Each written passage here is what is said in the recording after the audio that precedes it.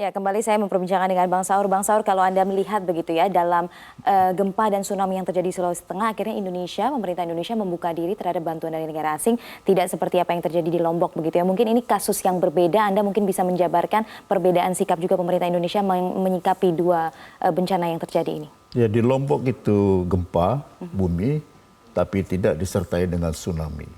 Itu sebabnya magnitude maupun dampak dari korban memang jauh lebih besar, jauh lebih dramatis di Palu, Donggala maupun Sigi. Jadi besaran yang jangkauan yang jauh juga itu menyebabkan memang perhatian yang berbeda. Akan tetapi penanganan terhadap Lombok itu sudah sangat bagus. Dan respon pemerintah, presiden datang berapa kali, ya, itu semua menunjukkan penanganan yang cepat. Tapi ini sekarang kan yang terjadi di Sulawesi ini kan memang luar biasa, walaupun ya, masih jauh ya dibanding dengan Aceh, di sana ratusan ribu. Ya. Betul.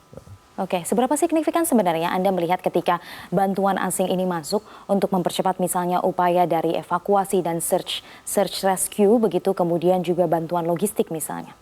Ya tentu, terutama kan dengan angkutan udara. Ya itu kan sekarang masuk banyak pesawat. Karena keterbatasan Bandara Palu, mereka bisa masuk di Banjarmasin, bisa masuk juga di Makassar.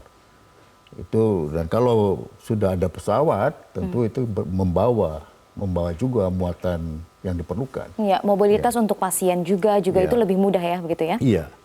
Jadi ini kan semua menunjukkan besarnya secara global persahabatan. Dan ini juga buah dari politik luar negeri yang bebas dan aktif. Dan kita juga kalau terjadi di tempat lain, kita juga kan turut memberi bantuan. Kita juga bangsa yang responsif. Jadi lagi-lagi kita tidak kepingin terjadi gempa, tidak mau terjadi tsunami. Tetapi saban kali itu terjadi, baik di dalam negeri maupun dari luar negeri, semua memperlihatkan keprihatinan dan keinginan gairah untuk membantu. Sekarang dari Metro TV kita bisa lihat bantuan di dalam negeri itu sudah mencapai 21 miliar lebih. Ya, itu juga menunjukkan tingkat kepercayaan yang tinggi, solidaritas kemanusiaan yang tinggi, dan juga luar negeri. Kepala negara menelpon langsung presiden, jadi semua kan contoh tingginya kepercayaan. Nah, kenapa sebuah negara, sebuah bangsa dipercaya? Kan tentu ada alasannya. Ya, pemerintahan yang dipercaya itu kan pemerintahan yang memang berorientasi kepada rakyatnya, dan juga memperlihatkan komitmennya dalam percaturan dunia, ya, dan itu membuahkan hasil. Oke. Apa saja kemudian yang bisa dilakukan Indonesia untuk memanfaatkan dengan baik berbagai bantuan yang masuk ini? Karena kita belajar juga dari apa yang terjadi di tahun 2004 dengan tsunami Aceh. Kita akan bahas setelah jeda berikut ini. Pemirsa tetaplah bersama kami. Breaking News Metro TV akan segera kembali.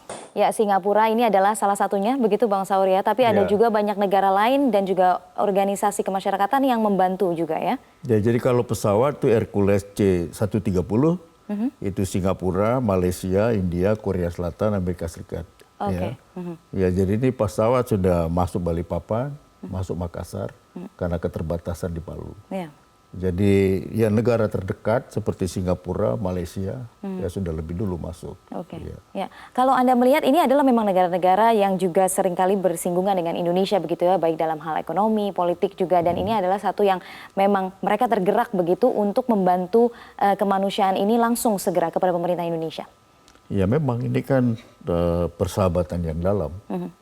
Ya, Singapura, Malaysia, ya India sejak zaman Nehru, ya, Bung Karno sudah bersahabat. Ya. Jadi lagi-lagi ini memperlihatkan kepercayaan, rasa hormat juga. Ya, ada respek kepada bangsa dan negara ini. Pertanyaan berikutnya, Bang Saur, adalah mengenai pengelolaan. Karena pasti bantuan yang masuk ini banyak, kemudian harus dikoordinasi. Ini sesuai dengan undang-undang dan peraturan, ini harus lewat BNPB begitu ya, Bang Saur? Iya, tapi semua kan dipermudah, imigrasinya semua dipermudah. Tapi yang paling pokok kan jangan sampai terjadi yang sudah tidak dibutuhkan justru mengalir bantuan. Misalnya waktu Aceh, semua berpandangan yang perlu itu adalah makanan instan. Maka banyak sekali mengalir makanan instan. Tapi yang padahal yang diperlukan itu misalnya desinfektan, yaitu menyemprot bakteri, virus. Padahal mungkin yang diperlukan adalah alat-alat kesehatan. Gitu. Iya. Jadi makanya memang perlu dikoordinasikan. Jadi berlimpah instan tetapi tidak bisa dimasak karena tidak ada air. Nah, itu kan contoh, karena tidak ada kompor, listrik tidak ada, maka yang diperlukan genset. Jadi perlu koordinasi. Jadi instinktif membantu itu mulia, tetapi bantuan yang berlebih tetapi tidak lagi diperlukan, kemarin diperlukan tapi hari ini sudah tidak lagi. Itu seperti terjadi dalam mie instan, kirim susu. Nah, itu kan semua contoh. Jadi memang berdasarkan peristiwa yang di Aceh 2004 yang waktu itu belum ada peraturannya, lalu dibuatlah Undang-Undang 2007, tapi peraturan pemerintahnya 2008 itu semua sudah keluar. Dan semua bantuan berupa uang misalnya harus masuk kepada BNPB. Dan itu bagus supaya akuntabilitasnya itu gampang, mudah diaudit. Ya. Kalau ini ada berbagai negara gitu begitu ya, yang tercatat ini 18 negara lebih sebenarnya. Berbagai bantuan kalau Anda katakan tadi ini harus dikoordinasi sehingga misalnya dari pemerintah Indonesia menyatakan baiklah ke Singapura mungkin kita butuh Hercules, ke negara lain butuh bantuan apa, harus seperti itu dilakukan Bang Saur? Ya sebaiknya kan begitu, ya sebaiknya. Tetapi kan kenyataannya kan tidak seideal itu. Hanya menerima saja begitu ya? Ya itu kan ya ada yang memang akhirnya juga kan berlebihan dibanding yang diperlukan. Ya, dan mereka sudah terbang jauh. Gitu. Tapi secara common sense, siapapun tahu yang diperlukan itu air. Yang diperlukan itu adalah obat-obatan, yang diperlukan itu adalah tenda. Itu kan common sense. Jadi saya percaya bahwa bantuan yang mereka pikirkan pertama itu adalah hal-hal yang membuat orang korban menjadi selamat, yang hidup bisa memang hidup, ya bertahan hidup. Oke, tanggap darurat ini apa saja yang dibutuhkan itu sebenarnya kebutuhan pokok, itu sebenarnya yang bisa diidentifikasi untuk memberikan bantuan gitu ya. Nah, terkait uang sebenarnya, ini pengelolaan yang bisa jadi sangat sensitif karena akuntabilitasnya juga. Bagaimana kemudian untuk memastikan bahwa bantuan yang masuk ini tepat sasaran dan didistribusikan dengan baik, begitu merata ke berbagai target? Ya, jam terbangnya Badan Penanggulangan ini kan sudah cukup ya. Dan mereka dalam keadaan seperti darurat itu harus melapor sebulan sekali loh kepada Presiden. Ya, jadi itu relatif terkontrol ya. Karena itu dengan masuknya ke dalam satu pintu kepada badan ini itu juga memudahkan kontrol. Jadi dikontrol di bawah BNPB begitu. Betul, ya. Nah, selain Singapura, Bang Saur, ada juga bantuan lain dari Australia. Nah, bantuan terus mengalir untuk korban gempa dan tsunami di Sulawesi Tengah, termasuk dari negara tetangga. Giliran Australia yang mengirim bantuan dan diterbangkan langsung dari Darwin, Australia. Pesawat turboprop Lockheed Martin C-130 inilah yang mengemban misi kemanusiaan Australia untuk Indonesia. Sebagian besar bantuan berupa kebutuhan rumah tangga, seperti pakaian, perlengkapan tidur, peralatan makan, dan alat-alat lain yang dibutuhkan untuk mendirikan tenda. Bertolak dari kota paling utara Australia, Darwin, pesawat ini dijadwalkan mendarat di Palu, Sulawesi Tengah pada Kamis siang. Bantuan ini merupakan bagian dari komitmen pemulihan bencana Australia untuk Indonesia senilai 3,6 juta dolar Amerika.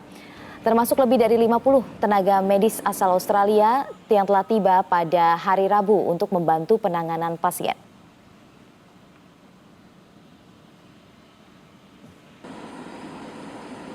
Ini persis seperti yang Anda katakan tadi, yang dikirimkan Australia juga sesuai dengan kebutuhan. Iya, betul. Jadi ini betul-betul bagian dari penyelamatan ke depan. Jadi urusan pertama evakuasi, mengangkat semua korban itu dan menyelamatkan yang hidup. Itu kan dua perkara besar yang mesti dilakukan. Yang telah meninggal ya harus segera dikebumikan. Kalau tidak nanti baunya bakterinya, virusnya kan berbahaya.